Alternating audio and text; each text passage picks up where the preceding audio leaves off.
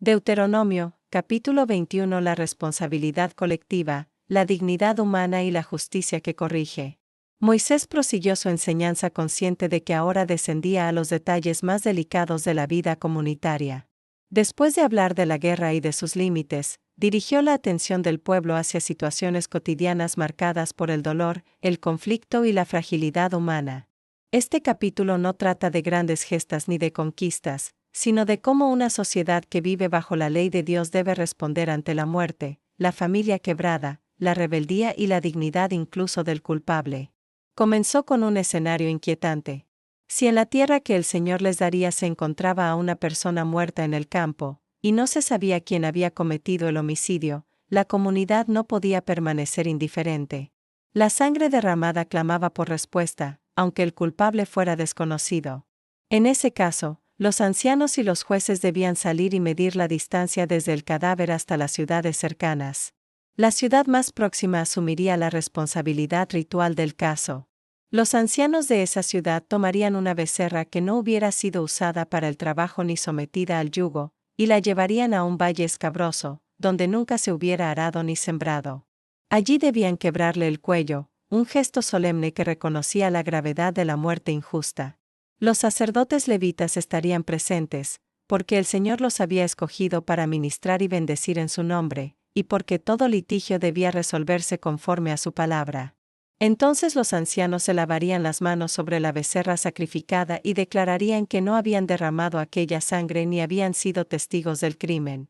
Pedirían al Señor que perdonara a su pueblo Israel y que no imputara sangre inocente en medio de ellos.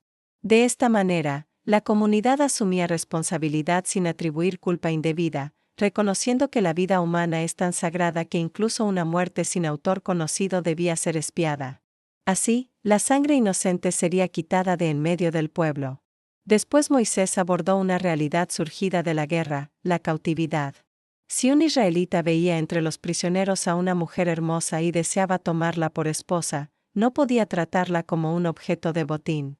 Debía llevarla a su casa, permitirle raparse la cabeza, cortar sus uñas y despojarse de sus vestiduras de cautiva.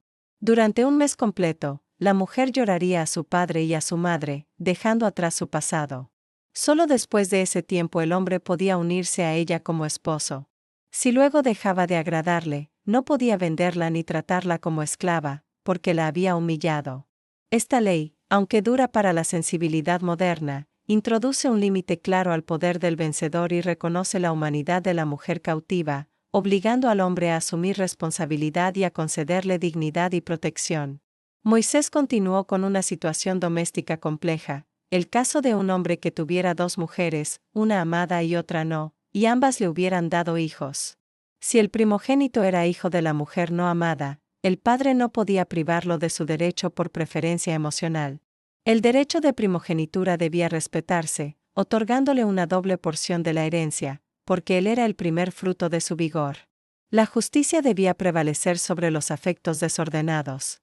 Luego el discurso se volvió aún más severo. Moisés habló del hijo contumaz y rebelde, aquel que no obedecía la voz de su padre ni de su madre, y que persistía en su conducta aún después de ser corregido. Los padres debían llevarlo ante los ancianos de la ciudad y declarar públicamente su rebeldía, su glotonería y su desenfreno. Entonces los hombres de la ciudad lo apedrearían hasta morir, para quitar el mal de en medio de Israel. Este mandato, duro y estremecedor, no presenta una reacción impulsiva ni privada. Exige un proceso público, comunitario y extremo, reservado para una rebeldía persistente y destructiva. La intención no es castigar un error juvenil, sino proteger a la comunidad de una conducta que desprecia toda autoridad y amenaza el orden social. El objetivo declarado es que todo Israel oiga y tema. Moisés concluyó el capítulo con una instrucción breve pero cargada de significado.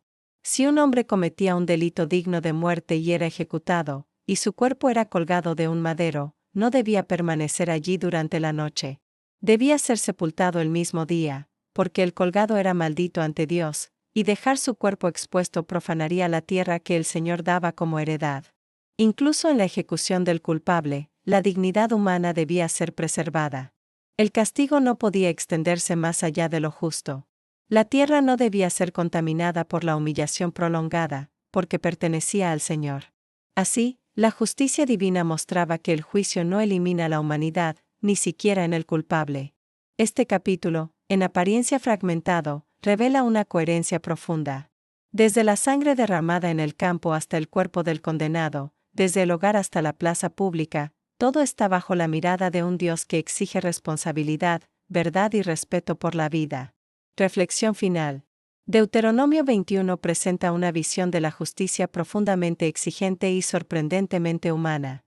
Enseña que la comunidad no puede desentenderse del mal, incluso cuando no conoce al culpable.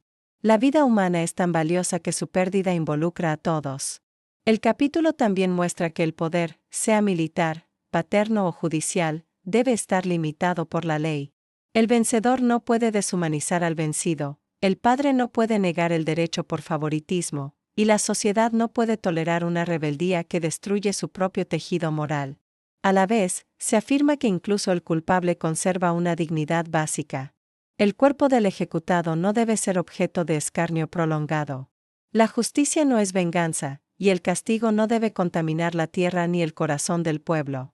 Deuteronomio 21 nos confronta con una verdad incómoda. Vivir bajo la ley de Dios implica asumir responsabilidad colectiva, aceptar límites al poder y reconocer que la justicia auténtica es tan rigurosa como cuidadosa de la vida. Es un llamado a construir una sociedad donde el orden no nace del miedo, sino del respeto profundo por la santidad de la vida y la autoridad de Dios.